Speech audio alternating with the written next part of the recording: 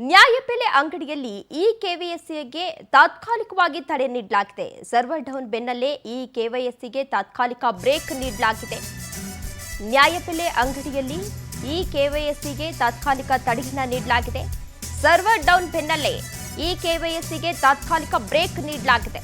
September 1ರ ಬಳಿಕ ಈ ಕೆವೈಸಿಯನ್ನ ಮಾಡಿಸಲು ಸೂಚನೆಯನ್ನ ನೀಡಲಾಗಿದೆ. ಸೆಪ್ಟೆಂಬರ್ ಅಂತ್ಯದ ಒಳಗೆ ರೇಷನ್ ಕಾರ್ಡ್ ಈ ಕೆವೈಸಿಗೆ ಸೂಚನೆಯನ್ನ ನೀಡಲಾಗಿದೆ. ಈ ಕೆವೈಸಿಗೆ ಸಾಕಷ್ಟು ಜನರು ಈಗಾಗಲೇ ಮುಗಿಬಿದ್ದಿದ್ರು. ಆ ಪರಿಣಾಮವಾಗಿ ತಾತ್ಕಾಲಿಕವಾಗಿ ಬ್ರೇಕ್ ಅನ್ನು ಹಾಕಲಾಗಿದೆ. ಈ ತಿಂಗಳು ಒಂದೇ ಸಲ 2 ತಿಂಗಳ ಅಕ್ಕಿಯನ್ನ ಕೊಡಬೇಕಾಗಿದೆ. ಪಡಿತರ ಕೊಡಬೇಕಿದ್ದು 2 ಸಲ ಬಯೋಮೆಟ್ರಿಕ್ ಅನ್ನ ಕೊಡಬೇಕಿದೆ. ಸರ್ವರ್ ಡೌನ್ ಹಿನ್ನೆಲೆ ಈ ಕೆವೈಸಿಗೆ ತಾತ್ಕಾಲಿಕವಾಗಿ ತಡೆಯನ್ನ ನೀಡಲಾಗಿದೆ.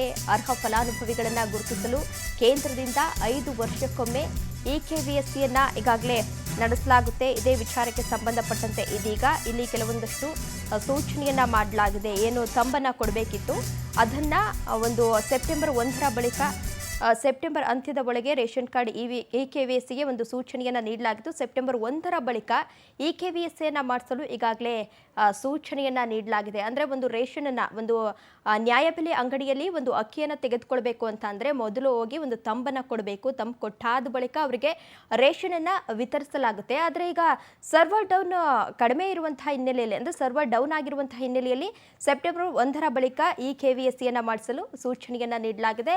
ಇದೇ ವಿಚಾರಕ್ಕೆ ಸಂಬಂಧಪಟ್ಟಂತೆ ಹೆಚ್ಚಿನ ಡೀಟೇಲ್ಸ್ ಅನ್ನ ನೀಡಲಿದ್ದಾರೆ ನಮ್ಮ ಪ್ರತಿನಿಧಿ ಸುಷ್ಮಿತಾ. ಸುಷ್ಮಿತಾ, ಈ ಕೆವೈಸಿಗೆ ಈಗಾಗಲೇ ಬ್ರೇಕ್ ನೀಡಲಾಗಿದೆ. ಏನಂತ ಸೂಚನೆ ನೀಡಿದ್ದಾರೆ? ಹೆಚ್ಚಿನ ಡೀಟೇಲ್ಸ್ ನೀಡೋದಾದ್ರೆ. ಎಸ್ ತೇಜಸ್ವಿನಿ, ಬಿಪಿಎಲ್ ಕಾರ್ಡ್ ಅಲ್ಲಿ ಅಂದ್ರೆ ಕೆಲವೊಂದಿಷ್ಟು ನಾವು ಪ್ರಕರಣಗಳನ್ನ ನೋಡಿದಾಗ ಯಾರು ಫಲಾನುಭವಿಗಳು ಅಲ್ವೋ ಅಥವಾ ಯಾರು ಅರ್ಹರಲ್ವೋ ಅವರಿಗೆ ಹೆಚ್ಚಾಗಿ ಬಿಪಿಎಲ್ ಕಾರ್ಡ್ ಸಿಕ್ಕಿದೆ.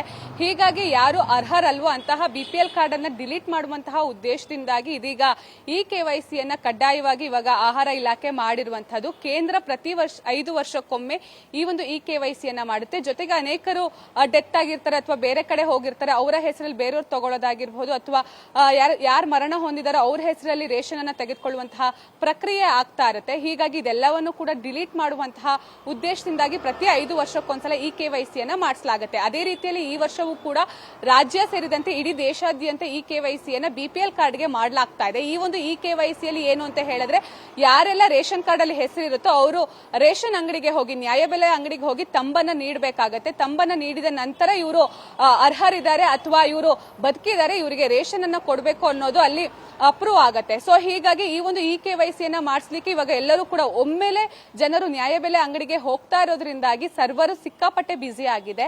ಸೊ ಸರ್ವರ್ ಬಿಸಿ ಆಗಿರೋದ್ರಿಂದ ತಂಬ್ ಸರಿಯಾಗಿ ತೆಗೆದುಕೊಳ್ತಾ ಇಲ್ಲ. ಹೀಗಾಗಿ ಎಲ್ಲಾ ಕಡೆನೂ ಕೂಡ ಸರ್ವರ್ ಕ್ರಾಶ್ ಆಗಿರೋದ್ರಿಂದಾಗಿ ಎಲ್ಲೋ ಕಡೆ ಲೇಟ್ ಆಗ್ತಾ ಇದೆ. ಸೊ ಹೀಗಾಗಿ ಈ ಒಂದು ಈ ಕೆವೈಸಿ ಏನಿದೆ ಈ ಒಂದು ಈ ಕೆವೈಸಿಯನ್ನ ತಾತ್ಕಾಲಿಕವಾಗಿ ತಡೆ ಹಿಡಿದಿರುವಂತಹದ್ದು. ಸೆಪ್ಟೆಂಬರ್ 30ರೊಳಗೆ ಈ ಕೆವೈಸಿಯನ್ನ ಮಾಡಿಸೋದು ಕಡ್ಡಾಯ ಅಂತ ಹೇಳಿ ಆಹಾರ ಇಲಾಖೆ ಸೂಚಿಸಿದೆ. ಹೀಗಾಗಿ ಎಲ್ಲರೂ ಕೂಡ ಹೋಗಿ ಒಮ್ಮೆಲೆ ತೆಗೆದುಕೊಳ್ತಾ ಇರೋದ್ರಿಂದ ಈ ಕೆವೈಸಿಯನ್ನ ಕೊಡ್ತಾ ಇರೋದ್ರಿಂದ ಜೊತೆಗೆ ರೇಷನ್ ಅನ್ನ ಪಡ್ಕೊಳ್ತಾ ಇರೋದ್ರಿಂದಾಗಿ 2 ಸಲ ತಂಬನ್ನ ನೀಡಬೇಕಾಗತ್ತೆ.